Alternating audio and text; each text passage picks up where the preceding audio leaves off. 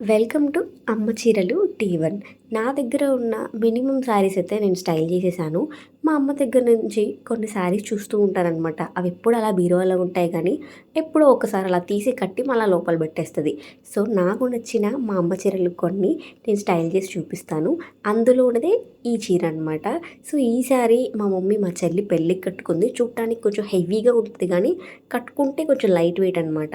పట్టు చీరలు కట్టుకోవాలంటే ఎక్స్పీరియన్స్ ఉండాలనే చెప్తాను. సిల్క్ శారీస్ మనం ఎలా చెప్తే అలా వింటాయి కానీ, పట్టు చీరలు అసలు మాటినవనమాట. ఇంకొకరి హెల్ప్ ఖచ్చితంగా అవసరం ఎక్స్పీరియన్స్ లేకపోతే మాత్రం. సో, నాకొచ్చినట్టు ఏదో అలా అలా కట్టుకున్నాను చీర. నాకు ఇప్పటికీ చీర కట్టుకోవడం అంత పర్ఫెక్ట్‌గా రాదనే చెప్పాలి. సో, నాకు నచ్చినట్టు, నాకు వచ్చినట్టు అట్లా కొంచెం మేకప్ అయితే వేసేసుకున్నాను. సో, మల్టీ కలర్ బ్యాంగిల్స్ ఉంటే నా దగ్గర అవి పేరప్ చేశాననమాట. సో, ఇది నేను ఈ జ్యువెలరీ మీషో నుంచి తీసుకున్నాను. చాలా ప్రీమియం క్వాలిటీ వచ్చింది. మీకు కనుక లింక్ కావాలి అని అనుకుంటే లింక్ అని కామెంట్ చేయండి. డైరెక్ట్‌గా మీకు లింక్ అనేది సెండ్ అవుతదనమాట. సో, ఈ జ్యువెలరీ ఎలా ఉందో కామెంట్ చేయండి. ఫైనల్లీ రెడీ అయిపోయిన తర్వాత నా లుక్ అయితే ఇలా ఉంది. సో, ఎలా ఉందో ఒకసారి కామెంట్ చేసేయండి. అలాగే మా మమ్మీ శారీ మీకు ఎలా అనిపించిందో కూడా కామెంట్ చేయండి. ఇక నుంచి మా మమ్మీ శారీస్ కొన్ని అయితే నేను స్టైల్ చేయబోతాను.